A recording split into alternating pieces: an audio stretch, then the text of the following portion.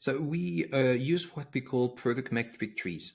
So the idea of product metric tree is that at the top you have a business KPI. For us, for example, the business KPI would be LTV if you take the diner side, so lifetime value. Then how can you work on being better at the LTV? You can do plenty of things, but we decided to focus in 2023 on the first and second dining experience. So we define the main product KPI of diner experience as being the adoption of the product. So first, second dining experience with having lived only, I'd say, one rating, one review. So we consider that people are engaged.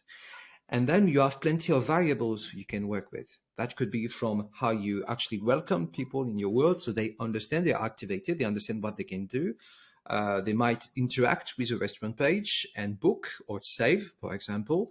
They can rate, they can pay. So these are actions that we're going to track. And all the metric tree is our basis of reflection for the whole tribe. So we linked directly these variables to what the teams are doing. So that's the only way for us, what we call these teams impact teams, to have an impact that would be not limited to only a team, but on the whole journey.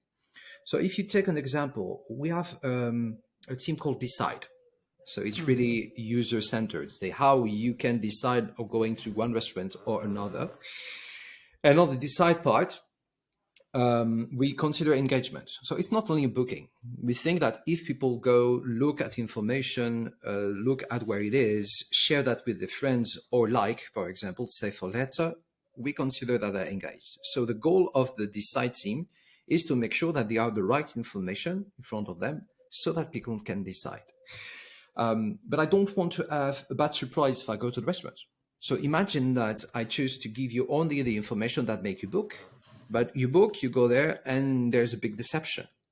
So we don't want people that will actually focus only on the booking. We want them to consider the whole product. So they're responsible too of the percentage of people that will adopt the product. So they need to take into consideration too, whatever they do, if it harms at the end your metrics, it's not the right goal.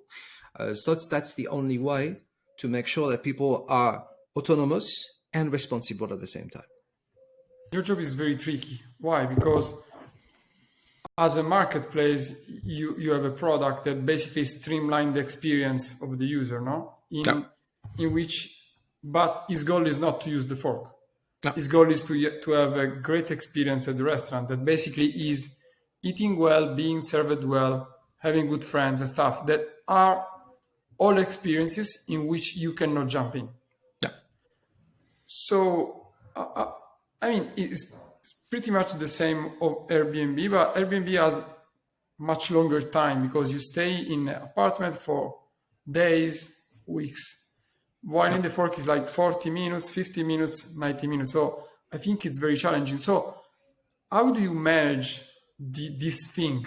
So the fact that actually your customer that use TheFork will be happy if he will have a good experience at the restaurant at the same time using your product, but it's not the same thing.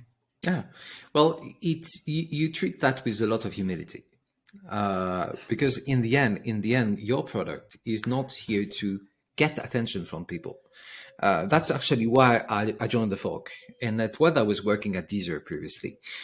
A lot of people today think that the engagement is around the time that people will spend, because what you sell usually is advertising. So TikTok, YouTube, Facebook, all they want is to catch your attention. That's really the digital currency of our world. At TheFork, it's really the opposite.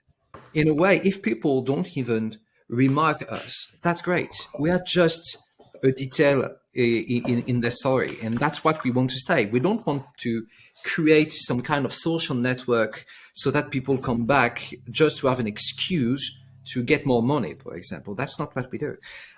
So humility is making sure that people can find the right dining experience as fast as possible, share that with their friends as fast as possible, and make sure that they actually find the restaurant, that they add the right information at the restaurant, that they receive rewards if there were rewards, that they give a review, so that it helps other people finding the right restaurant as fast as possible. So you're trying to create a loop where you're just a detail, and you need to stay a detail. So it really pushes you to be really efficient in the interaction that you have. I used to say, and that's a stupid example, but it's like Alfred Pennyworth, so the Alfred of Batman. When you will only see Alfred when he needs to be seen, in a way. He does plenty of things for Bruce Wayne, but you never see it.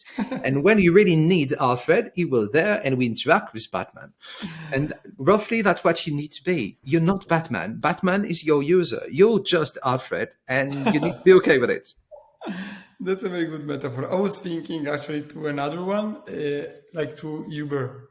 Because if you constantly check Uber after you activate it on like a driver, I think it's going to be a problem because maybe the driver doesn't come, it writes you.